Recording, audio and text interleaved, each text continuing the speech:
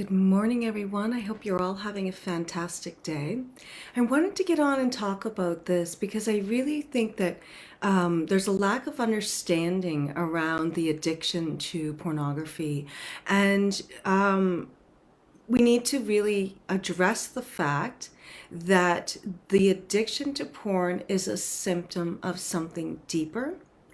And that's why I wanted to say that this is not about you, right? And I know that it feels deeply personal because if you're in relationship with someone who's addicted to porn, they're likely not interacting with you in ways that you would like to interact, and you're not getting your needs met. And so it feels deeply personal. And you start to question whether you're sexy enough, whether they find you attractive, whether, you're enough, right? And I just wanted to come on and again reiterate the fact that this is not about you. It's likely not even about their previous partner or the partner before them. It likely goes back to an earlier time in their life, right? When they're forming their ideas about the world around them and whether that feels safe for them, and unmet needs that they might have had, or traumas that happened to them early on in life.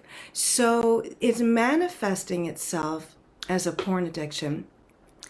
And, we can talk about how easy it is to become addicted to porn these days. It's at, the tip of the fingers, and it is made to be addictive, right? Like the algorithms and all of that, like, are set up to, lure someone into that addictive pattern.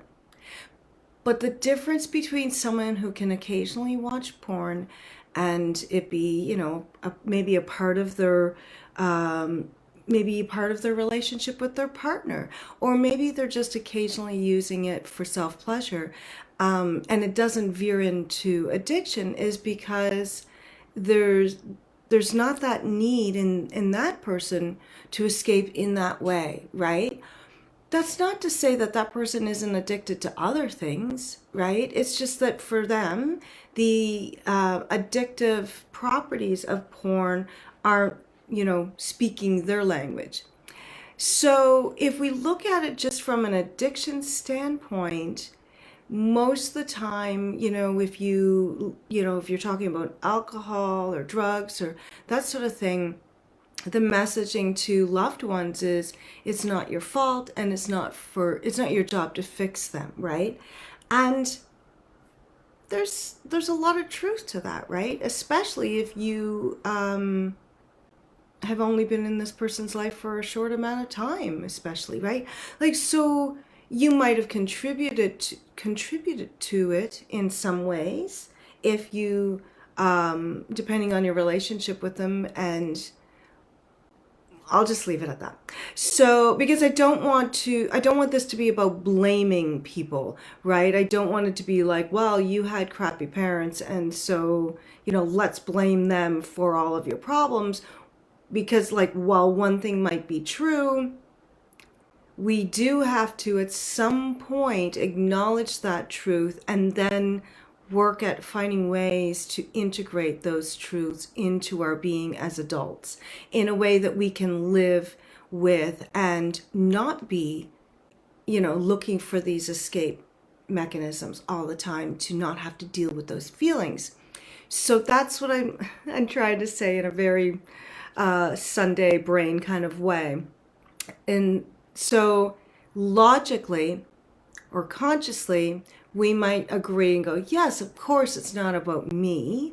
But down deep in our subconscious, something's being triggered inside of us. So the things that are triggering your addict partner to turn to their addiction, whatever it is based on their own life experiences, and that's how they're coping with it. What's being triggered inside of you is based on your own life circumstances. And so what gets often triggered for a lot of people is a feeling of unworthiness, or that I'm unlovable. And that often goes back a lot further than just this relationship. That said, when you're in a relationship, in a partnership with someone who it's a romantic relationship, and there's that expectation that certain physical and emotional needs will be met within that partnership, it can feel very personal that they're not willing to meet your needs. But again, we're talking about addiction. So the addiction is causing the person to only think about their needs, and it seems very selfish, and it seems like they're choosing.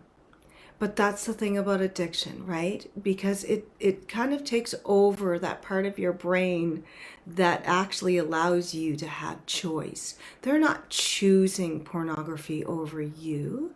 They're choosing an escape or an outlet that soothes something inside of them. And yes, we can all say, well, but I could soothe them, or, my love could be soothing if they would just allow me to. Well, yes, of course.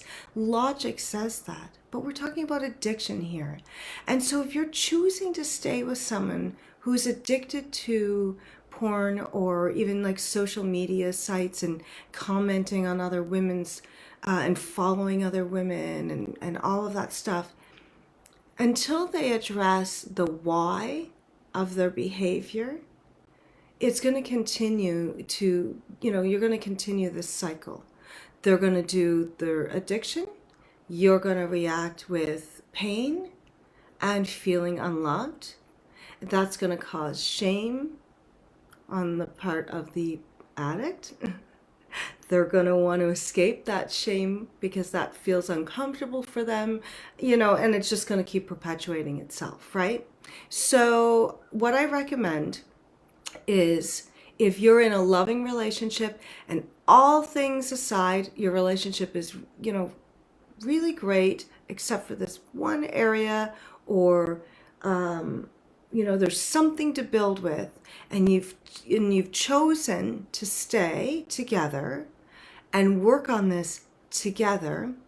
It can't just be one person saying, this is how it makes me feel, you're hurting me, please stop doing it. The other person says, oh, I'm sorry, I didn't mean to hurt you, it's not my intention to hurt you, which is probably very true. They're not lying, except that when the addiction part of them comes up, when the addicted part of them is in control, they forget all about how bad they feel and how much they're hurting you.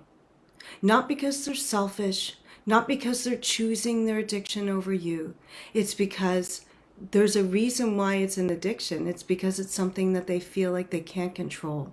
So that even though it negatively impacts their life, their relationships, they can't seem to stop. That's what an addiction is, right?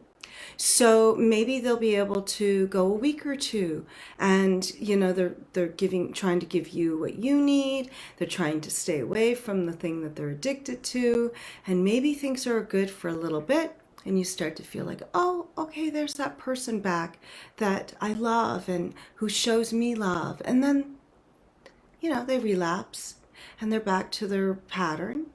And then you start to feel unloved again. And so you keep going down that road.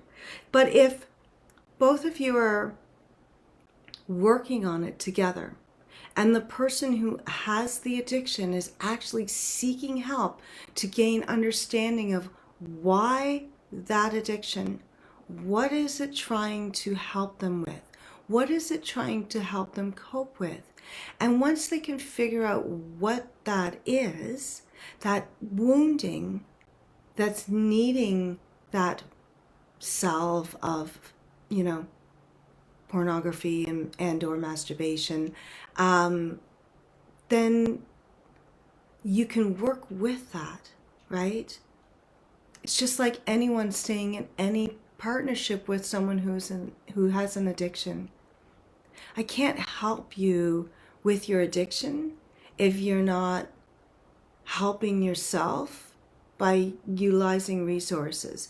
And yeah, I can feel lots of compassion, and I can understand your addiction. I can feel that you're efforting, but if the desire to change isn't there, if they're not acknowledging that it is an issue in their life, if they're not, because that's one of the first steps, right? Like if you go to an AA meeting, you acknowledge that you're an addict, right? That's one of the first things that they get you to do, right? Because they know that, and I have like issues with AA in its totality, but like they also know that until you're willing to acknowledge that, you're not going to seek help.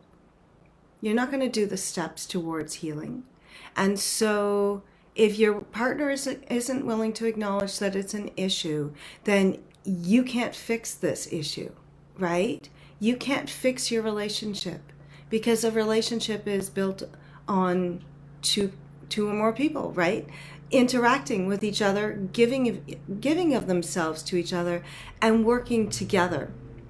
So if they're not willing to work with you on themselves and their addiction, then you're left holding the bag for the whole thing, and that's just going to become too much, right? It's just too much.